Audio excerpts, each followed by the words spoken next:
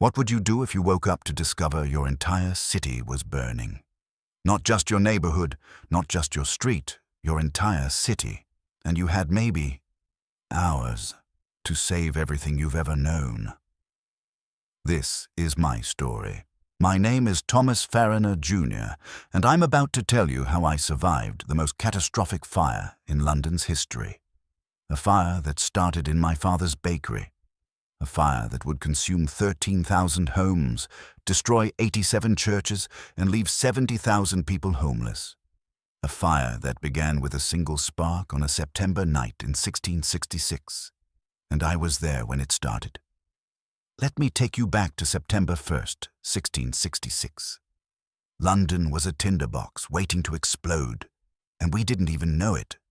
The summer had been brutal, month after month without rain. The wooden buildings were dry as kindling. The River Thames was at its lowest level in years, and the city, packed with over 300,000 souls crammed into narrow medieval streets where houses leaned so close together you could shake hands with your neighbor across the alley. I was 16 years old, working in my father's bakery on Pudding Lane. Thomas Farriner Senior, my father, was the king's baker. Yeah, you heard that right. We baked hardtack biscuits for the Royal Navy. It was prestigious work, important work, but it was also exhausting work. That night, like every night, we'd been baking since before dawn. The ovens had been roaring hot all day. By 10 o'clock, we were finally done. My father checked the ovens one last time. He always checked them. Then we headed upstairs to our living quarters above the bakery. The house smelled like bread and smoke, the way it always did. My younger sister Hannah was already asleep. My father was exhausted, muttering about the Navy order we had to fill the next day. I remember him checking the windows before bed, worried about thieves. London was dangerous at night. We had no idea that thieves would be the least of our problems. I fell asleep quickly. The kind of deep, dreamless sleep you get after 14 hours of physical labor. Then I woke up choking. Have you ever woken up confused, not knowing where you are or what's happening? That moment of disorientation where your brain is trying to catch up with reality? That was me at around 1 in the morning. Except I wasn't just confused, I couldn't breathe. The room was filled with smoke, thick, acrid smoke that burned my lungs and made my eyes water. For a few seconds, seconds that felt like hours, I genuinely thought I was still dreaming. This couldn't be real. This couldn't be happening. Then I heard my father shouting, "Fire! Wake up! The house is on fire!" Those words hit me like ice water. I bolted upright, and that's when I saw it. The floorboards near the stairs were glowing, not just warm. Glowing. Orange light was seeping up through the cracks, and I could hear this terrible crackling sound, like the house itself was being eaten alive. The ovens. Something had happened with the ovens. My father was already at Hannah's room, scooping her up. She was crying, terrified, still half asleep. I stumbled out of bed, my legs shaking. The smoke was getting thicker by the second. "The stairs are gone," my father yelled. "We can't go down." Can you imagine that? Being trapped on the second floor of your own home while fire consumes everything below you? The panic that sets in when you realize the normal way out is gone. We had one option, the window. Our neighbor's house was close. Very close. This was London. Buildings were practically touching each other. My father threw open the window, and I'll never forget what I saw. Flames. Shooting up from below, licking at the wooden frame. The heat was incredible, like opening an oven and sticking your face inside. But we could see our neighbor's window, maybe 3 feet away. My father didn't hesitate. He handed Hannah to me. "Hold her," he said. Then he climbed out onto the window ledge. I'm not a religious person in telling this story, but I prayed that night. I prayed harder than I ever had in my life as I watched my father balance on a ledge barely 6 inches wide, 2 stories above a narrow alley, with flames reaching up toward him. He made it. He crashed through our neighbor's window, didn't even knock, just broke straight through, and then reached back for Hannah. "Pass her to me," he shouted. This is the moment that still haunts me. My little sister, 8 years old, crying hysterically. Me holding her out over a 2-story drop with fire beneath us. The 3 feet between windows looking like 3 miles. "I've got her," my father yelled. "Let go." I let go. He caught her. Thank God he caught her. "Now you, jump." Have you ever had to make a split-second decision that could mean life or death? Where there's no time to think, no time to second-guess. You just have to act. I jumped. I remember the sensation of falling, even though it was only 3 feet.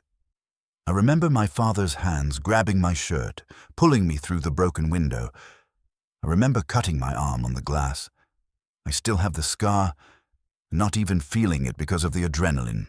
We made it. We were alive. But our house, our bakery, everything we owned, it was gone. And the fire was just getting started. We stumbled down our neighbor's stairs and out into Pudding Lane, and what I saw there, I can barely describe it. The street was pandemonium, pure chaos. People were running in every direction, carrying whatever they could grab. Furniture, clothing, boxes, children. A man ran past us dragging a chest that was spilling coins. A woman was screaming for her husband. Someone's dog was barking frantically, running in circles. And the fire was spreading. It wasn't just our house anymore. The flames had already jumped to the building next door, and the one next to that, and the warehouse across the street. The fire was moving fast, faster than I thought possible, racing through the dry wooden buildings like a living thing. The heat was unbearable. Even standing in the street, dozens of feet from the flames, it felt like being too close to a bonfire. My skin felt tight, my throat burned from the smoke. "We need to move," my father shouted. "Away from the river, head north." That might seem counterintuitive. Why not go toward the river where there's water? But my father knew something crucial. All the warehouses along the Thames were packed with flammable goods. Timber, coal, oil, tallow, brandy, hundreds of thousands of pounds worth of materials, all of it ready to burn. We started running north, fighting against the crowd, because while we were running away from the river, most people were running toward it, trying to save their goods, trying to get to their warehouses. We passed a man loading barrels onto a cart. "Leave it," my father yelled at him. "It's not worth your life." The man ignored him. I looked back a few minutes later and saw that man's cart engulfed in flames, the barrels exploding one by one. I don't know if he made it out. The streets were narrow, so narrow that 2 carts could barely pass each other. And now they were clogged with people, animals, vehicles, all trying to go different directions. Someone pushed past me so hard I almost fell. Hannah was crying, clinging to my father's neck. "Keep moving," my father shouted. "Don't stop." We made it to Eastcheap, about a 1/4 mile from Pudding Lane, and stopped to catch our breath. My lungs were burning from the smoke and the running. Hannah was sobbing. My father looked back the way we'd come, and I'll never forget the expression on his face. Terror. Pure terror. I turned to look. The fire had grown. Impossibly, it had grown. What had started as a single burning building was now a wall of flame stretching across multiple streets. The glow lit up the night sky like a demonic sunrise. Smoke billowed into the air in massive black clouds that blocked out the stars. And it was spreading fast. "We're not far enough," my father said quietly. "It's moving too fast." He was right. Even as we watched, we could see flames jumping from building to building. The wind, there was a strong east wind that night, was carrying embers through the air. They landed on roofs, in doorways, on wooden shutters. Everywhere they landed, new fires sprang up. London was burning, and it wasn't going to stop. "We need to find somewhere safe," I said, "somewhere the fire can't reach." But where? The city was built of wood, timber frames, wooden walls, thatched roofs. Even the stone buildings had wooden interiors. There was no safe place, not really. The churches, my father said. St. Paul's Cathedral.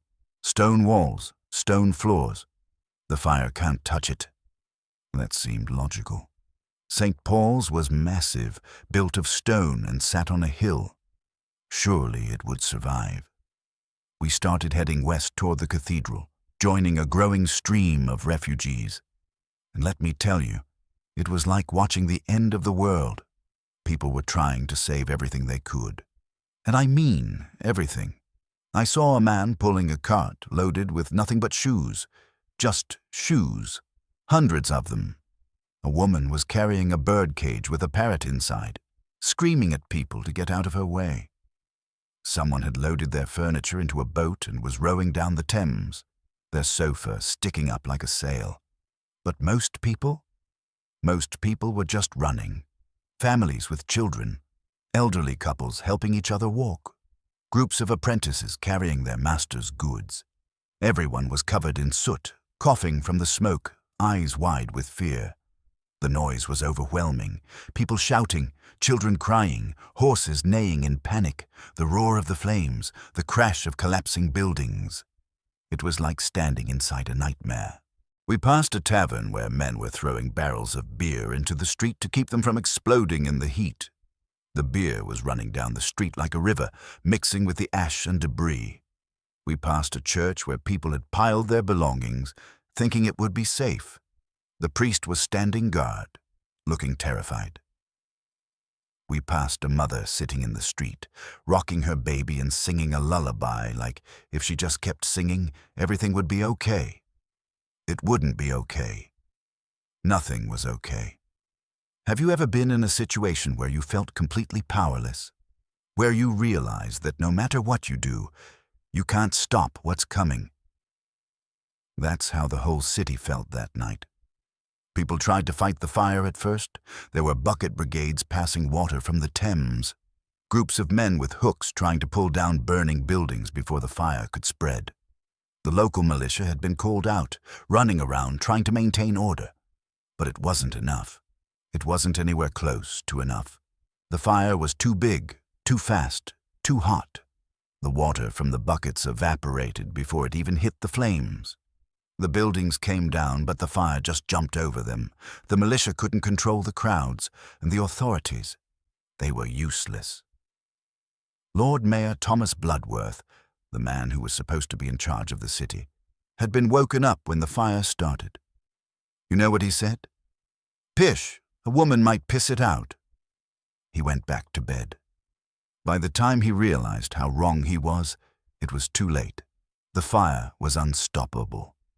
Samuel Pepys, the famous diarist, you might have heard of him, he tried to get Bloodworth to order fire breaks, to pull down houses in the fire's path to stop it spreading. But Bloodworth refused. He was worried about who would pay for the demolished houses. Can you believe that? The city was burning and he was worried about property damage lawsuits. By Sunday morning, we're talking just hours after it started, over 300 houses were gone, and the fire was still growing. We spent that first night moving west, trying to stay ahead of the flames. We never made it to St. Paul's. The streets were too crowded, too chaotic. Instead, we ended up near Cheapside in a public square where hundreds of other refugees had gathered. Nobody slept. How could you?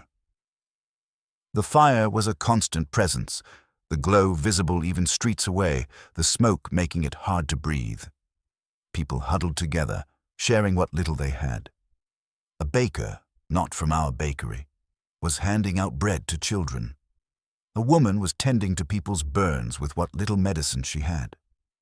My father sat with his head in his hands, not speaking. I knew what he was thinking. The fire had started in our bakery. Whether it was his fault or not, and I don't believe it was, he'd checked those ovens. People would blame him. The King's baker had burned down London. Hannah had finally cried herself to sleep in my lap.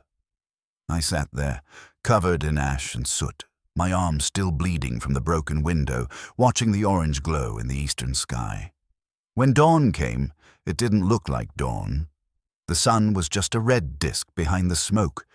The air was thick and grey and hot. It felt apocalyptic. And the fire was worse. Sunday was when people realized this wasn't just a bad fire. This was a catastrophe. The flames had spread north to Cornhill, south to the Thames, west toward the heart of the city. Entire neighborhoods were gone. Streets I'd walked down my whole life no longer existed. The Thames was packed with boats, thousands of boats. People were loading their possessions and rowing out to the middle of the river, the only place that seemed safe. The water was covered with furniture, clothes, boxes, barrels, all the stuff that people couldn't fit in their boats, just floating there. Some people were charging outrageous prices to transport goods. A single boat trip might cost you everything you owned. But what choice did people have? We couldn't afford a boat. We had nothing except the night clothes we'd escaped in. So we stayed on land, moving west as the fire spread, always trying to stay ahead of it. That's when we started seeing the demolitions. King Charles II had finally taken charge. He'd ordered the creation of fire breaks, pulling down houses in the fire's path to create gaps it couldn't cross. It was the right move, but it was brutal to watch.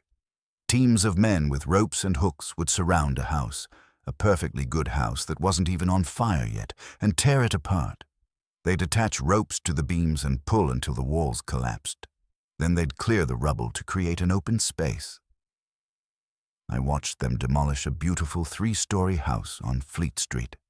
It had probably been someone's family home for generations. The owner was standing there watching, tears streaming down his face, as these men destroyed everything he had. "I'm sorry," one of the demolition crew said to him, "but it's this or let the fire take the whole street." The owner just nodded. What else could he do? They used hooks, ropes, even gunpowder sometimes. The explosions would echo through the streets, and for a moment you'd think the fire had gotten worse. But no. It was just us, destroying our own city to try to save it. And you know what the worst part was? Sometimes it didn't even work. The fire would jump over the gaps anyway, carried by the wind and the flying embers. All that destruction for nothing. By Sunday afternoon, we were exhausted. We hadn't eaten since before the fire started. We had nowhere to go, nowhere to rest. The city was chaos. That's when we met Robert Hayward. Robert was a clerk at the Navy office, and he recognized my father. "Farriner," he called out. "Thomas Farriner. My God, man, you're alive."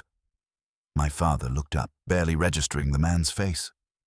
"Robert," he said quietly. "Yes, we made it out." "I heard it started at your bakery," Robert said. Not accusing, just stating a fact. "The whole city's talking about it." My father's face went pale.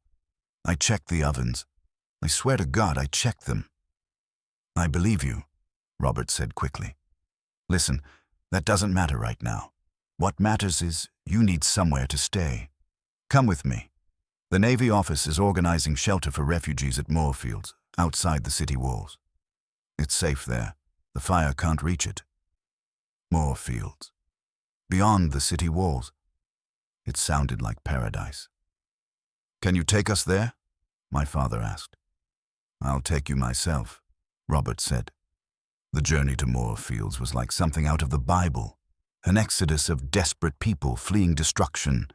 Imagine thousands upon thousands of people, all heading in the same direction, all carrying whatever they could save, all covered in ash and soot, coughing from the smoke, exhausted and terrified. The streets leading north were packed. We moved in a slow shuffle, pressed in on all sides by other refugees. I held Hannah's hand tight so we wouldn't get separated. My father walked ahead with Robert, who was guiding us through the maze of streets. We passed houses that were being hastily evacuated, people throwing belongings out of windows to carts waiting below. A man had dismantled his entire shop and was loading the pieces onto a wagon. The wood, the counter, even the sign. He was going to rebuild somewhere else if he survived. We passed a wealthy merchant's house where servants were carrying out paintings in gilded frames, expensive furniture, chests full of silverware. The merchant stood in the doorway directing them, trying to maintain dignity even as his world literally burned behind him. We passed a group of children who'd been separated from their parents, crying on a street corner. A woman, not their mother, had gathered them together and was leading them north, taking responsibility for children that weren't even hers. That's what crisis does to people. It brings out the best and the worst. The city walls were like a psychological barrier. Once we passed through the gates at Moorgate, people visibly relaxed. Not completely. You could still see the fire behind us, still smell the smoke. But there was a sense that we'd made it to safety. Moorfields was a large open area just north of the city. Normally it was used for drying laundry and letting animals graze. Now, it looked like a massive refugee camp. Thousands of people were camped there. Families huddled under makeshift shelters made from sheets and blankets. Possessions piled everywhere. Carts and wagons scattered about. People sitting on the ground, staring blankly at nothing, in shock. The king had ordered that food and water be distributed. There were huge barrels of water that people lined up at with cups and buckets. Carts arrived periodically with bread, cheese, dried meat. Basic provisions for the homeless masses. Robert helped us find a spot to set up camp.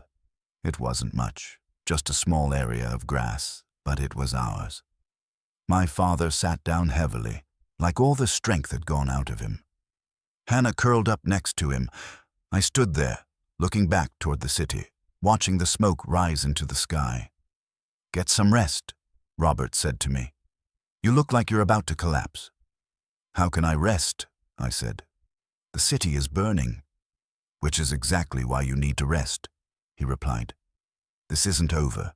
You'll need your strength for what comes next." But I couldn't rest. None of us could really rest. We were safe from the immediate danger, but the fear, the adrenaline, the sheer shock of what we'd experienced, it kept us wired. I walked around Moorfields as the sun set on Sunday, talking to other refugees, hearing their stories. A goldsmith who'd buried his gold in his garden before fleeing, hoping to come back for it. An innkeeper who'd led his entire staff to safety but lost his building. A mother of 4 who'd become separated from her husband in the chaos and didn't know if he was alive or dead. Everyone had lost something. Some had lost everything. One old man, must have been 70 years old, was sitting alone with nothing but a small wooden box. I asked him what was in it. "My wife's letters," he said quietly. "She died 5 years ago. Everything else can be replaced, but not these." That hit me hard. What would I have grabbed if I'd had the chance? What was truly irreplaceable? I realized I didn't know. We'd escaped with literally nothing, just our lives. Monday morning, I woke up, though I'd barely slept, to news that made my blood run cold. The fire had reached St. Paul's Cathedral. Remember how I said we'd planned to shelter there, how we thought the stone walls would protect it? We were wrong. St. Paul's was massive. It had stood for 600 years. The roof was made of lead, the walls of stone. But the interior? Wood. Scaffolding from renovations? Wood. The books in the cathedral's bookshop in the crypt? Thousands upon thousands of books, all made of paper, stored in the basement.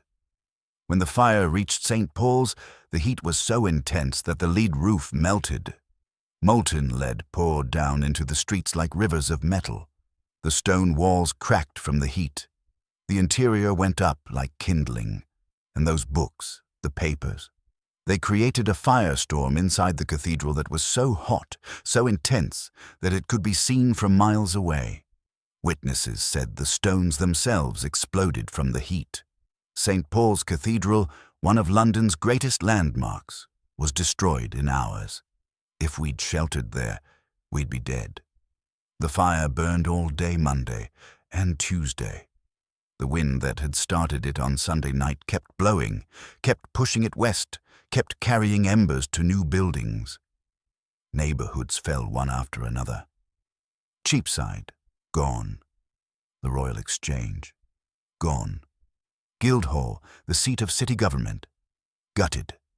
44 livery halls, destroyed, 87 churches, reduced to rubble. From Moorfields we could see the smoke cloud. It was enormous, dark as night, blocking out the sun. Ash fell like snow, covering everything. People's clothes, their hair, their makeshift shelters, all coated in grey ash. The air was thick with it. Every breath tasted like smoke and burning wood. People were coughing constantly, their lungs irritated by days of breathing polluted air. And the refugees kept coming. Every hour, more people fleeing the advancing flames. By Tuesday, there were over 70,000 people camped outside the city walls. 70,000 homeless souls with nowhere to go. The king himself came to Moorfields. Charles II, trying to boost morale, walking among the refugees with his guards. He stopped to talk to people, promised that everyone would be taken care of, that London would rebuild. Some people cheered him, others just stared, too shocked to respond. He walked right past us. I'll never forget seeing him. The King of England, his fancy clothes covered in dust, his face lined with worry. This was his city burning, his people suffering. He didn't have all the answers. Nobody did. Wednesday, September 5th. 4 days after the fire started. That's when the wind finally changed. The strong east wind that had been driving the fire westward for days suddenly died down. At the same time, the demolition crew's fire brakes finally started working. They'd created a massive gap north of Cripplegate, pulling down so many buildings that there was nothing left for the fire to consume. The fire reached the gap and stopped. For the first time in 4 days, it stopped spreading. I remember the moment we realized it. Someone in Moorfields shouted, "The fire's slowing!" People rushed to the edge of the camp to look. The smoke was still there, still thick and dark, but it wasn't growing. The orange glow wasn't advancing anymore. "Is it over?" Hannah asked, her voice small and hopeful. "Maybe," my father said quietly. "Maybe." It wasn't completely over. There were still fires burning in isolated pockets, still buildings smoldering. It would be days before the last flames were extinguished. But the worst of it, the unstoppable wall of fire that had consumed street after street, that was done. On Thursday, they officially declared the fire contained. 4.5 days of destruction, 4.5 days of horror. The silence was eerie. For days, we'd lived with the constant roar of flames, the crash of collapsing buildings, the chaos of evacuation. Now, just the occasional crack of a still-burning timber, the cough of someone's smoke-damaged lungs. People started venturing back into the city to see what was left. Most didn't like what they found. I went back to Pudding Lane on Friday, 5 days after the fire started. I almost couldn't find it. The streets I'd known my entire life were unrecognizable. Instead of buildings, there were just ruins, piles of rubble, blackened stone, the occasional wall still standing but cracked and charred. The smell was overwhelming. Burning wood, yes, but also something worse. Melted metal, burned food, the acrid stench of destruction. Our bakery was gone, completely gone. Where it had stood, there was nothing but a pile of ash and broken stone. Our home, our business, our entire life, reduced to rubble. I stood there, staring at the ruins, and I felt numb. Too exhausted to be sad, too overwhelmed to cry. A man was picking through the rubble of what had been his shop next to ours. He looked up when he heard me. "You the baker's son?" he asked. I nodded, bracing myself for anger, for accusations. "I'm sorry for your loss," he said instead. That's what broke me, that simple kindness. I started crying, really crying for the first time since the fire started. The statistics were staggering, and I know statistics sounds cold, but these numbers represent real lives destroyed. 13,200 houses gone, 87 churches destroyed, 44 livery halls, the guild buildings that were centers of trade and commerce, obliterated, the Royal Exchange, where merchants had conducted business for over 100 years, reduced to ruins, hundreds of streets simply erased from the map. 436 acres of London, about 1/6 of the entire city, burned to the ground. The financial damage? Over £10 million in 1666 money. In today's currency, that's billions, tens of billions. And the human cost? Officially, only 6 deaths were recorded. But that number is absurdly low. Many deaths went unrecorded. Poor people, homeless people, people whose bodies were never found in the ash and rubble. Historians now think hundreds died, possibly thousands. We'll never know the true number. 70,000 people, nearly a quarter of London's population, were left homeless. My family was 3 of those 70,000. The question everyone asked in the aftermath was simple. How did this happen? The official investigation concluded it was an accident, that a spark from our ovens had somehow survived my father's careful checking and ignited something in the bakery during the night. But people didn't want to accept that. They wanted someone to blame. Some blamed Catholics, convinced it was a popish plot to destroy Protestant London. There was a whole panic about it.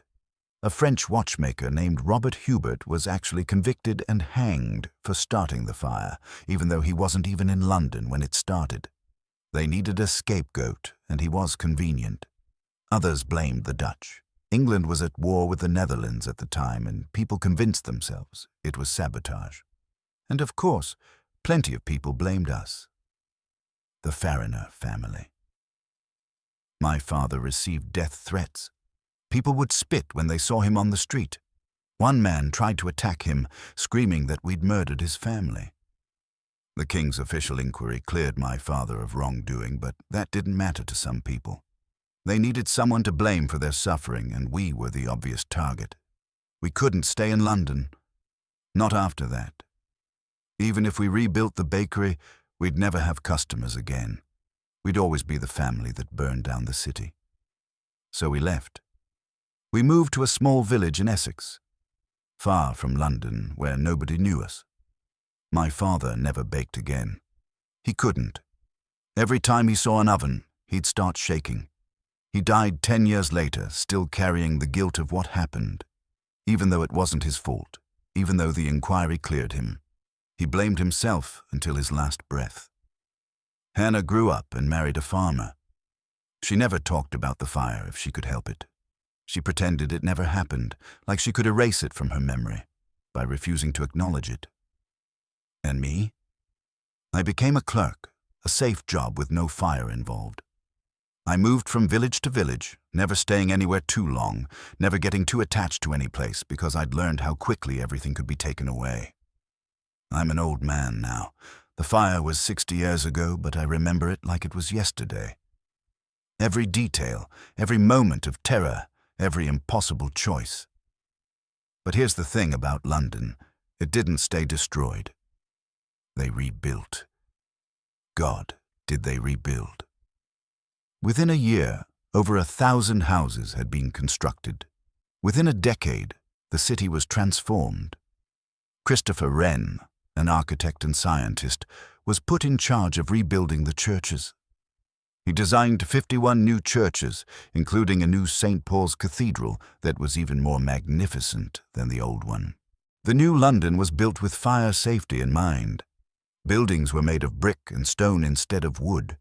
Streets were widened so fires couldn't jump as easily. Building codes were enacted, requiring certain standards of construction. They created the first fire insurance companies. They established a professional fire brigade. They installed water mains and firefighting equipment throughout the city. The Great Fire of London was a catastrophe.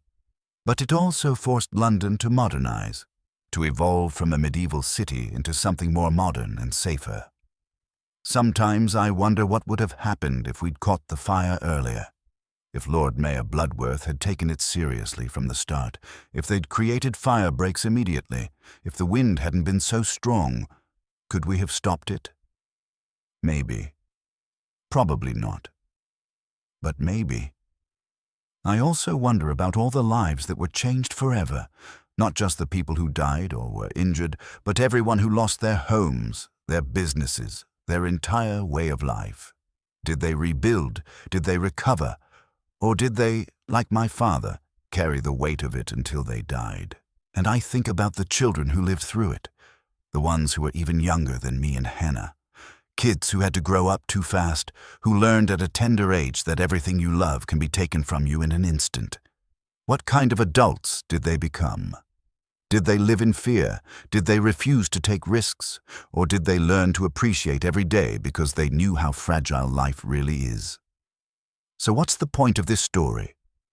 Why am I telling you about something that happened over 300 years ago? Because the lessons are timeless. First, prevention matters. My father checked those ovens. He did everything he was supposed to do, but maybe there should have been better safety systems, better equipment, better protocols. When you're dealing with fire, with anything dangerous, you can never be too careful. Second, crisis reveals character. I saw people risk their lives to save strangers during the fire. I also saw people charge exorbitant prices to transport goods while others were dying. Disaster brings out the best and worst in humanity. Third, leadership is crucial. Lord Mayor Bloodworth's initial failure to act allowed the fire to spread unchecked. When King Charles II finally took charge, things started to improve. In a crisis, strong leadership can mean the difference between tragedy and catastrophe. Fourth, communities rebuild.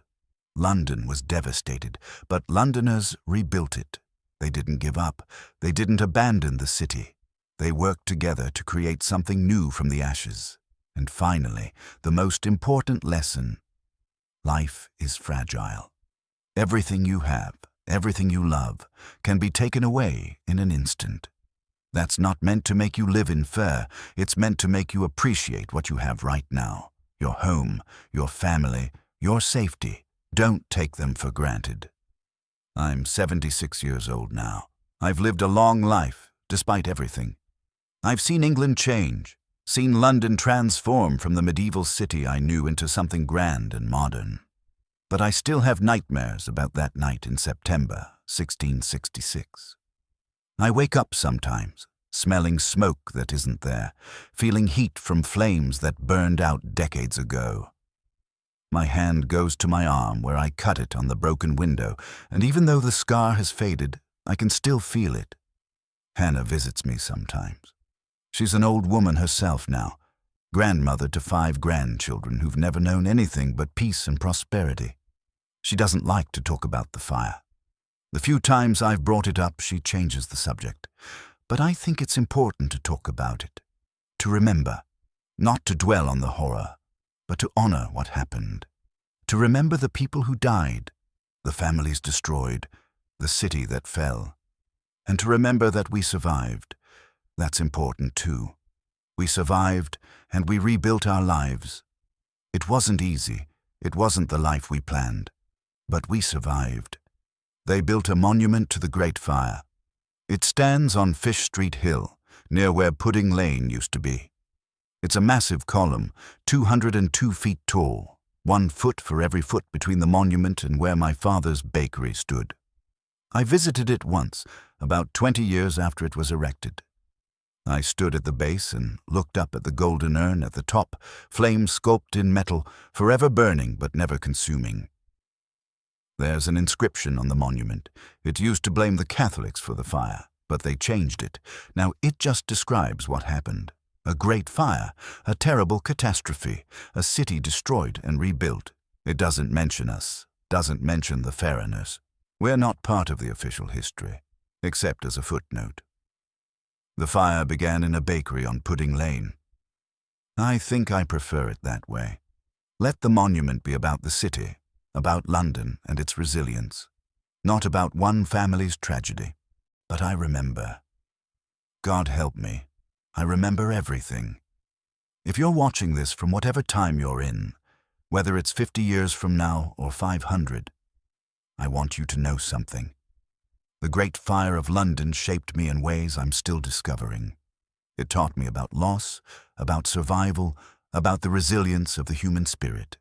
It showed me that life can change in an instant, that safety is an illusion, that nothing is permanent.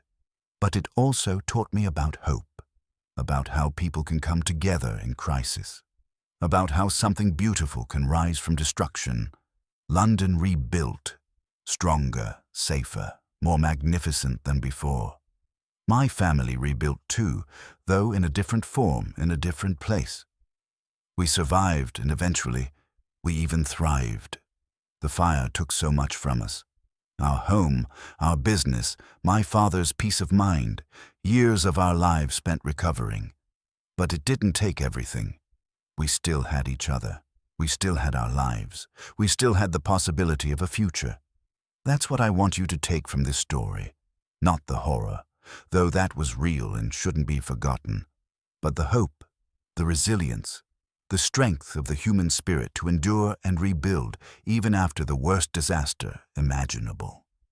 Whatever challenges you're facing right now, whatever fires, literal or metaphorical, are burning in your life, remember this: you're stronger than you think. You can survive more than you imagine, and from the ashes of what was, you can build something new. London did it, my family did it, and you can too. The fire burned for 4 days, but the city has stood for over 1,000 years since then. Temporary destruction, permanent resilience. That's the real story of the Great Fire of London. That's my story, and now it's yours too. So that's how I survived the Great Fire of London. The worst fire in the city's history started in my father's bakery, leaving 70,000 people homeless and destroying 1/3 of the city. We escaped through a window, fled through streets of flame, lived as refugees, and eventually rebuilt our lives far from the ruins of what we'd lost. If you found this story compelling, if it made you think about resilience, survival, and the fragility of life, please hit that like button. Subscribe to the channel for more historical survival stories, and drop a comment below. I'd love to hear your thoughts on what you'd save if you had only minutes to escape your home. What's truly irreplaceable to you? Share this video with anyone who loves history, survival stories, or just incredible tales of human endurance. The algorithm helps videos like this reach more people, and your share could introduce someone to a piece of history they never knew. And remember, from the ashes, London rose stronger. From tragedy, we can build hope. From destruction, we can create something beautiful. Until next time, stay curious about history. It has so much to teach us. This has been my story. This has been the Great Fire of London. Thank you for watching.